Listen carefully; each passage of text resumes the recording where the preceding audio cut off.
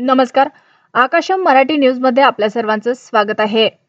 आगामी विधानसभा निवडणुकीत काँग्रेस पक्षाने मला देगलूर विधानसभा मतदारसंघातून संधी दिल्यास नक्कीच या मतदारसंघातील प्रलंबित असलेले विकास कामे पूर्णत्वास नेण्यासाठी माझे विशेष प्रयत्न राहणार आहे. खासदार वसंतराव चव्हाण यांच्या आदेशान्वये मतदारसंघातील जनतेशी माझ्या भेटीगाठी घेण्याचे काम सुरू असून मी जनतेचा व जनता माझी याप्रमाणे मतदारसंघातील जनतेमधून मला प्रचंड प्रतिसाद मिळत आहे.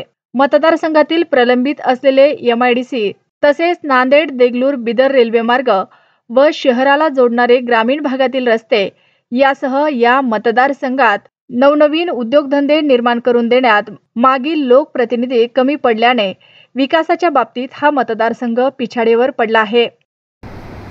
आपल्याला जर काँग्रेसकडून तिकीट भेटल्यानंतर आपली जी तयारी आहे जनतेमध्ये कसली तयारी आहे आणि कसला प्रतिसाद आपल्याला भेटते सध्या जनतामध्ये? मी विधानसभेच्या म्हणजे वरिष्ठ नेत्याच्या आदेशानुसार या जिल्ह्याचे खासदार आमचे माननीय नेते वसंतराव चव्हाण साहेब यांना भेटल्यानंतर त्यांनी मला सूचित केले की तुम्ही मतदारसंघ संपर्क साधा, भेटीगाठी घ्या. भेटीगाठी घेत असताना जनतेचा प्रतिसाद चांगला प्रकार आहे आणि जनतेतूनच मला चांगली मिळत असल्यामुळे प्रतिसाद मिळत असल्यामुळे मी जनतेचे काम करण्यासाठी उत्सुकता आहे आणि प्रत्येक गावाला भेटी देत असताना जनता माझी आणि मी जनतेचा याच विश्वासावर मी मतदारसंघात हिंडत आहे. या मतदारसंघात व्यावसायिक शिक्षणाचा अभाव आहे. यापूर्वी जे काही लोकप्रतिनिधी होऊन गेले अनेक वेळा या मतदारसंघात आले असतील. उद्योगधंद्याची निर्मिती झालेली नाही. लेणी प्रकल्प प्रलंबित आहे. आता काय हरित क्रांती होत होती. त्याचप्रमाणे नांदेड बिदर रेल्वे अनेक वर्षापासून जनतेची मागणी आहे, परंतु तो प्रश्नसुद्धा प्रलंबित आहे. अशा अनेक विविध ग्रामीण रस्ते शहराला जोडण्याचा दळणवळणाचा प्रश्न प्रलंबित आहे.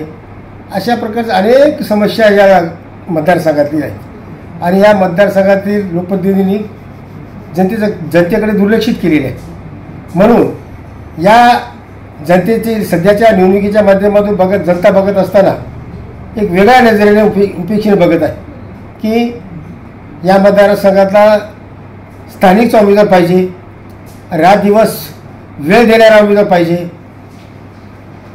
त्यातूनच मला बघत आहे की आपल्याला उमेदवारी दिली तर निश्चित तुमच्या पाठीशी राहू आणि तुम्हाला निवडून आणण्यासाठी अहोरात्र काम करू, अशा प्रकारचा आम्हाला शब्द देत आहेत जनतेने. त्याच जनतेच्या बळावरच मी प्रत्येक गावाला उत्सुकतेने भेटत आहे असं मी बोलतो. सध्या शासनाच्या ज्या काही योजना आहेत, गोरगरीब जनतेच्या, सामान्य शेतकऱ्याचे, शेतमजुराचे, शिशु बेकाराचे अनेक योजना आहेत, परंतु प्रत्यक्ष जनतेच्या याच्यापर्यंत जातच नाहीत. फक्त पेपरमध्ये येतात. समाज कल्याणच्या योजना असो, जिल्हा परिषदच्या योजना असो, अन्य कोणत्या योजना असो, त्या येतात. फक्त ज्या अर्ज केल्यानंतर त्या अर्जाकडे अधिकारी झुकूनसुद्धा बघत नाही, दुर्लक्षित करतात. अर्ज देण्याचा पाठपुरावा केल्यानंतर ते कुठेतरी पेपर पुढे जाते.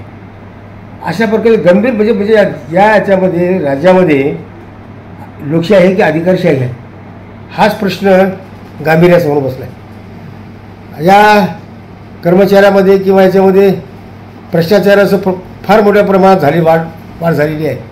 सामान्य जनतेला न्याय मिळत नाही. न्याय मिळण्यासाठी जनतेचा प्रतिसाद मला मिळत आहे आणि त्या जनतेच्या आशीर्वादावरच या लोकांचे काम करण्यासाठी मी पक्षाकडून उमेदवारी निश्चित मिळेल आणि त्या जनतेच्या आशीर्वादावर मी निवडणूक लढण्यास तयार आहे. शिक्षणाचा अभाव, शैक्षणिक धोरण वेगळे, आपले व्यावसायिक धोरणाचा अभाव, या तालुक्याला उद्योगधंद्याची निर्मिती नाही, आणि जे पॉलिटिकल कॉलेज, ॲग्रिकल्चर कॉलेज या तालुक्यामध्ये व्हायला पाहिजे, देगलूर तालुक्यामध्ये व्हायला पाहिजे, पण मरकेला झालेला आहे. तिथं विद्यार्थ्यांची गैरसोय होत आहे. राहण्याचा प्रश्न, जेवणाचा प्रश्न, अनेक गंभीर शैक्षणिक प्रश्न आहेत. या तालुक्यावर व्यावसायिक शिक्षण झालं असतं तर निश्चितपणे विद्यार्थ्याची राहायची सोय, जेवणाची सोय झाली असती आणि शिक्षणात मोठ्या प्रमाणात बेकारी शिक्षणाचं प्रश्न सुटला असता. या पद्धतीनं या तालुक्यामध्ये अनेक समस्या आहेत. ग्रामीणचे रस्ते असतील, अनेक प्रश्न आहेत, गांभीर्याचे प्रश्न आहेत. हे मी जनतेचे आवश्यक गरजा आहेत. अन्न वस्त्र निवाऱ्याचा प्रश्न आहे, निराधारचा प्रश्न आहे. अशा समस्या जनतेच्या आहेत आणि मी अधिकाऱ्यांशी संपर्क साधून मी स्वतः या जनतेचा सेवक बनून मी काम करायला तयार आहे. ताज्या बातम्या पाहण्यासाठी आकाशम मराठी या आमच्या न्यूज चॅनलला सबस्क्राईब करा. बातमी आवडल्यास बातमीला लाईक आणि शेअरही करा. आकाशम मराठी न्यूजसाठी प्रतिनिधी सैफ शेख.